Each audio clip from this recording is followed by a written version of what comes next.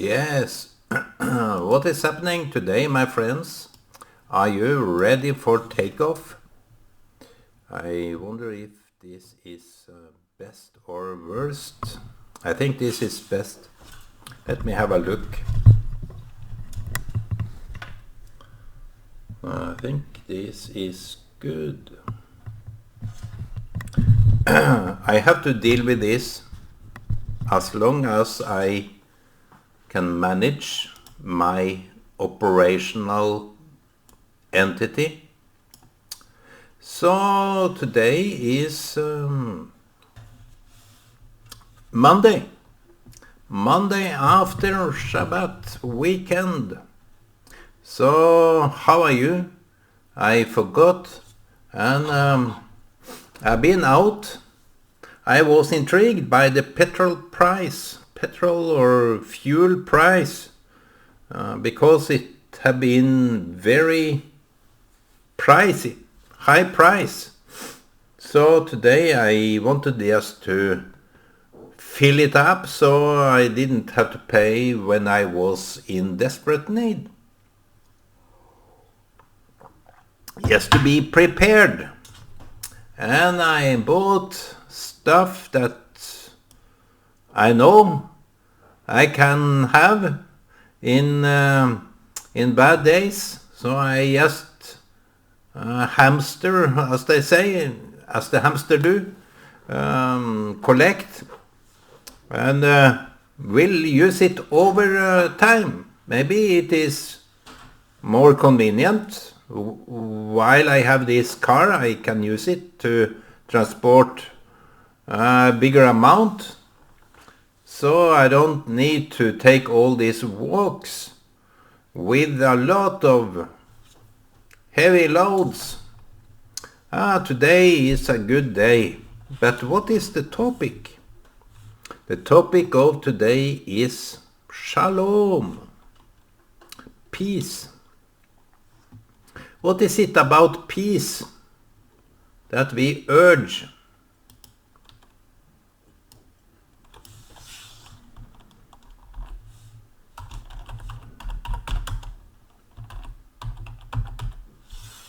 Shalom, peace. Peace on earth. This is what we sing on Christmas. And I want to touch a little bit about something I heard just in a song on a Christian radio. That no one is hanging alone. I think that is a bad message to give. When people are suffering, when people are lonely, the hardest thing today is loneliness. It is a lonely world, and people are more or less by themselves in order to have some peace of mind. To be together with all those people is very troublesome because we are so egoistic.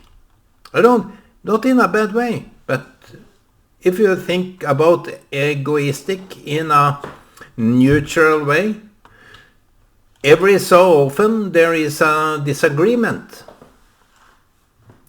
Disagreements. You feel tired, you feel exhausted, you feel disappointed, or you feel just out of it. When there is a dispute or disagreement or quarrel or whatever people put up, and you have to put up with it, it is no peace in your mind, so you better be alone. And me too.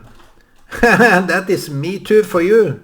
I leave you alone, but here yesterday I was asked to visit my friend.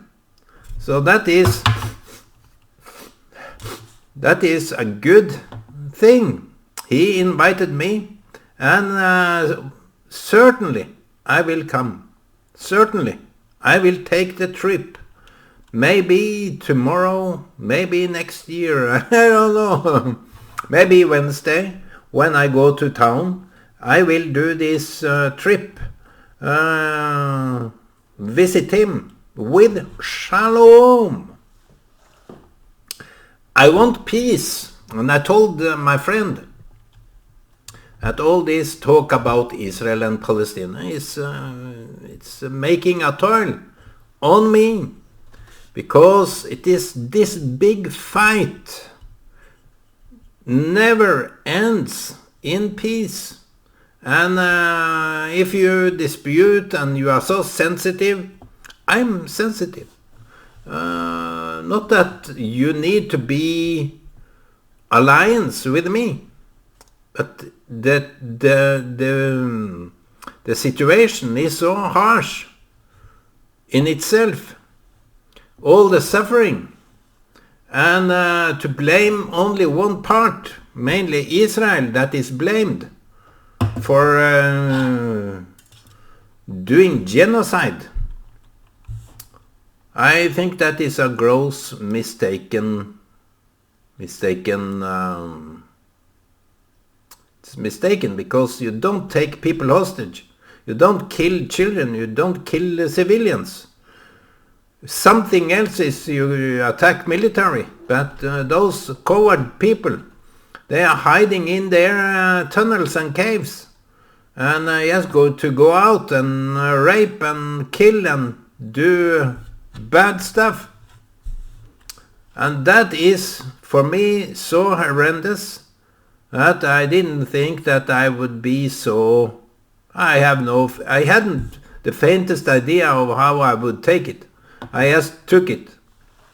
So there is no peace in this war. There is no calmness. There is no tranquility. There is no peace of mind. And how about those that are suffering, victim? What do you call that in English? Those that are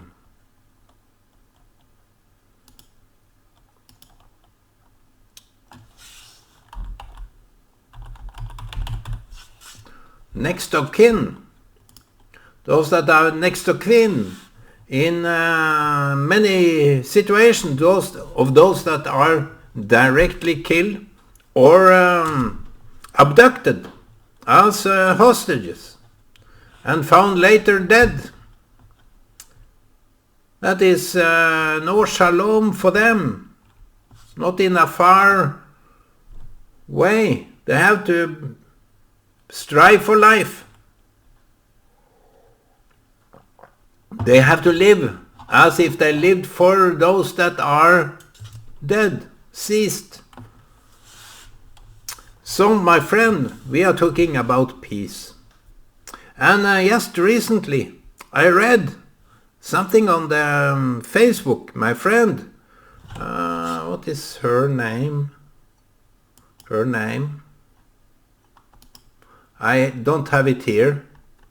But it is said that when the 12 tribes, Nanette, when the 12 tribes are back in Israel, when the 10 lost tribes are found, there will be peace. When the 12 tribes. So that's why Israel, Jewish people, and maybe many, many more try to find their own tribe. I've been to Israel many times. Maybe I belong to one of those tribes. I don't know. Someone should tell me. In order for, you see, when it is this big this case, many cases, when people are adopted, the parents that adopted certain children are afraid, more or less afraid, to tell the children that they are adopted. It is the parents have some turmoil inside of this fear of being rejected because they were adopted. And the children feel so foreign to this family, yet they are good, they are nice, they are loving, kind. I don't generalize, but some are good, some are bad, some are not so good, some are not so bad, and so on. It is different, but I think the worrisome part is without shalom, so without peace. So when you come to terms with yourself, you agree to tell the truth. You see, in Kabbalistic notion, in Jewish tradition, truth is what makes peace.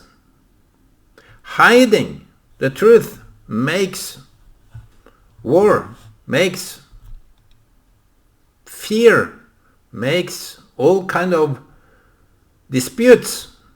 Trying to hide the truth is making people worry and feel bad, feel less important. That is a major thing into that. When people are lied to deliberately, yes, they say, I did it because I wanted to protect you. More often, it is not true. I saw this series, 24 Hours, and it was said over and over again of this.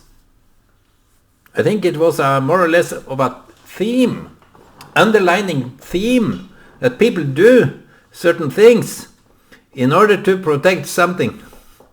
Either they do it or they don't. It's just in order to excuse themselves of protecting other people.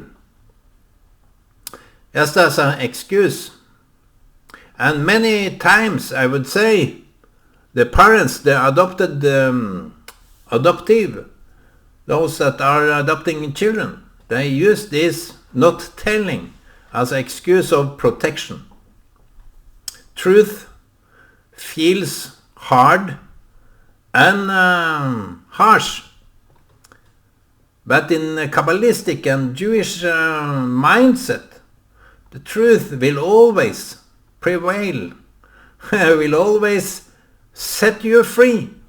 And it is even a scriptural verse. It's a verse in the Bible, the truth will set you free. And the tribes, the 12 tribes that come to Israel, that are adopted into this world, should go back, not just to live in Israel, but find out where they belong, where their heritage are, what kind of offspring they are.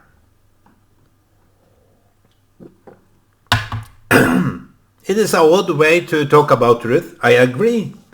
But truth, about peace, I mean, I don't know whether I say truth over peace, but I think that the oddity is that our mindset is so screwed up or weird that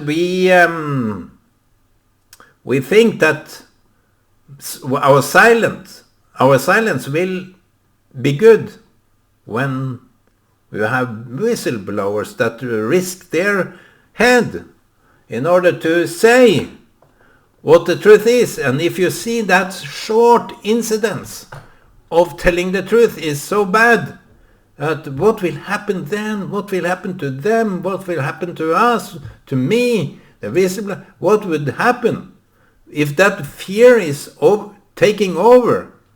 You will be silent forever. And there is a price, an honorary price for those whistleblowers that risk their status They even end up in jail. But in that, they have peace of mind. How many are suffering because people are silent? The truth. When the truth is confined, when the truth is jailed, imprisoned, when the truth is not allowed to be told, there will be many, many people that are suffering. There is a saying that when the truth is not out there, many people will suffer. The truth is an entity of the truth is in the center, core of every person. Because if anyone, put yourself in that equation, if you are not allowed to say the truth, always diverge, always avoid, always go around, pussyfoot around, as Bob Dylan said, not going straight to the core of it, you will suffer. You will suffer. If you are not allowed to say how unjust you feel treated, if you are not allowed to say, my brother, my sister, my friend is suffering because of this and that, that is the Stockholm Syndrome.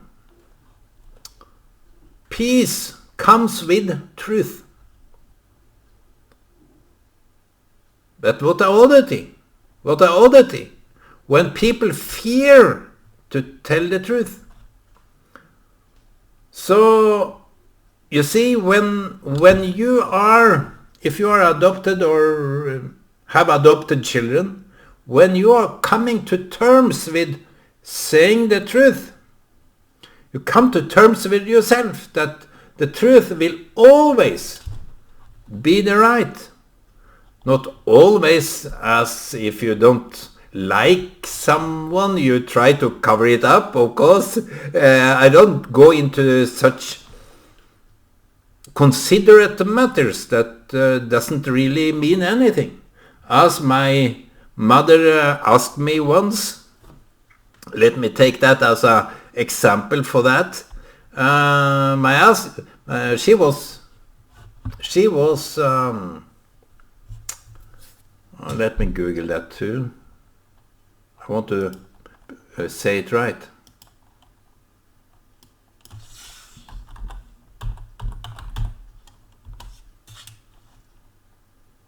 Seamstress.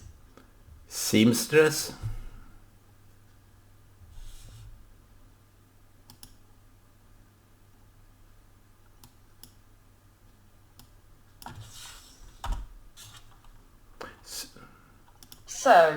So she was sewing whatever. Everything is in misplaced here. Sorry for that, but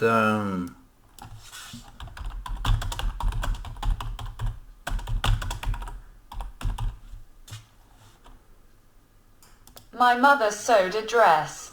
My mother sewed a dress. And she asked me. My sister was there, and maybe my father too, I don't know. But she asked me, one of those candidates for answering the question.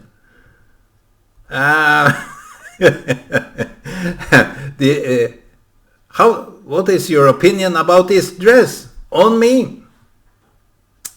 And I was a youngster, of course, and I didn't like what I saw. So I just told her straight out.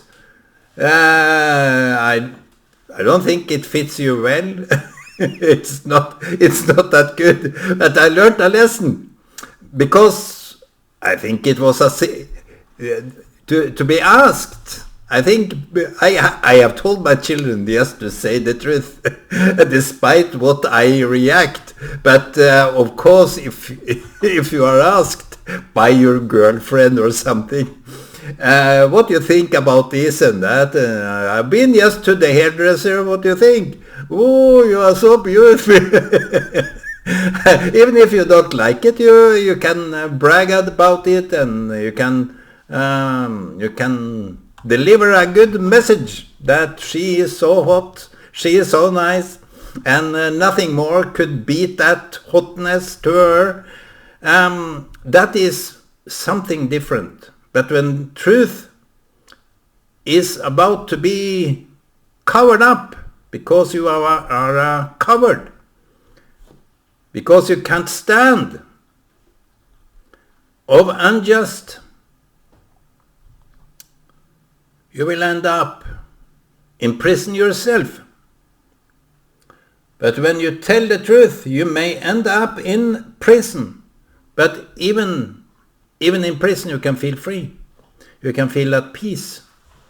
Because in prison, there should be only sinners, only criminals, only bandits. But in some justice system all around the world, people are in prison because they do the right thing.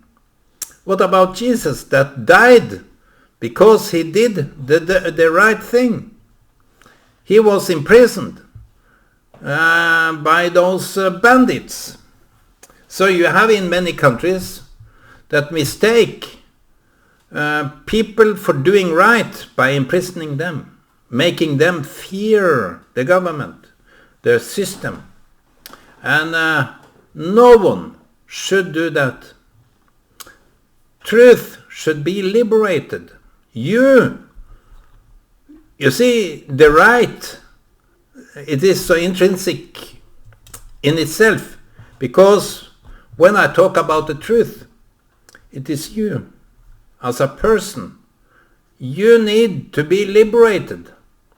And when you tell your children, adopted children, that they are adopted, and those and these are your real biological parents, they will maybe be shocked, of course, cry maybe, but it is the truth. And the ability to cope with the truth is a change, internal change, because we need to change. We need to alter our course if we are lied to.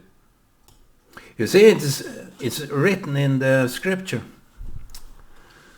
I don't know why some people are rejecting the Bible, but it is true. Don't break your children's spirit.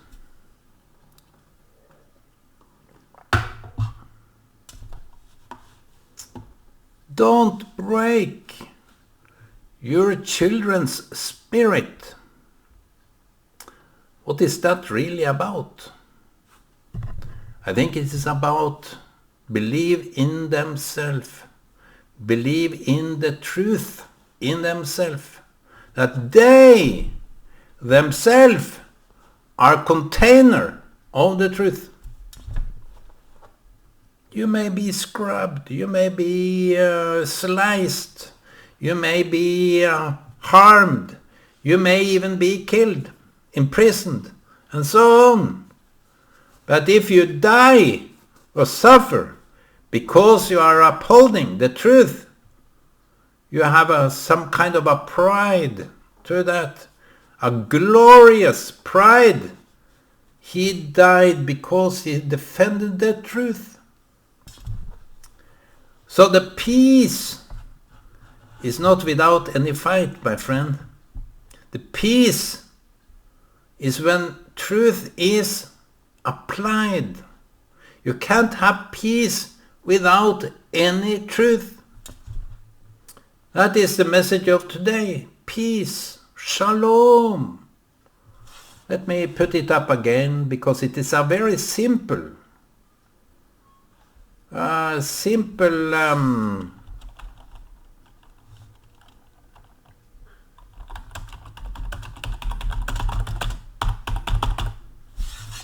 Shalom Peace is all about the truth, to be set free.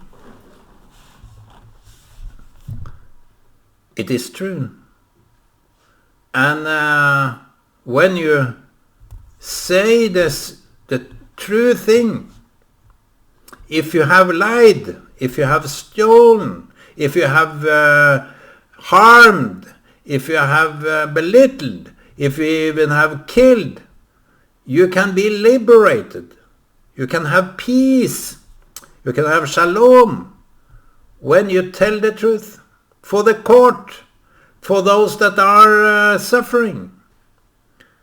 To beg for forgiveness is begging for the truth to be applied.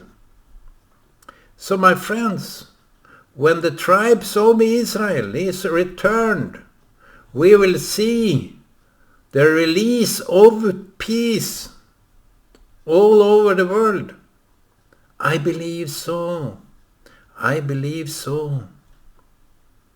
The peace, the tranquility, the harmony, the global warming and so on is because something between the humankind is not in right order. We have given Hamas, Hezbollah, the terrorists, the governments that are not in their right mind, not according to the truth. We have given them the freedom. We have given them the support.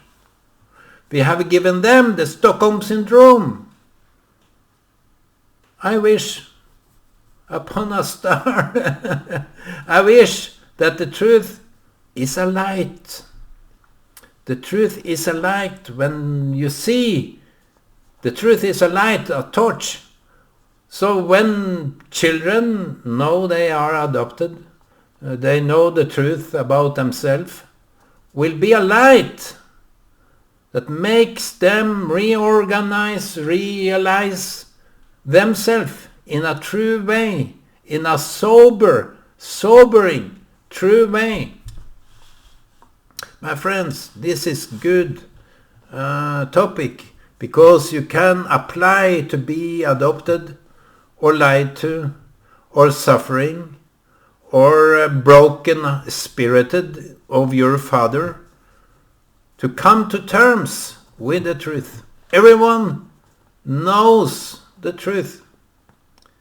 Everyone needs to adapt and admit and confess the truth in order to have peace and shalom. Yes, we don't talk about it, we act on it. Today may be the acting day to release the truth in our life, so that we don't forget to realize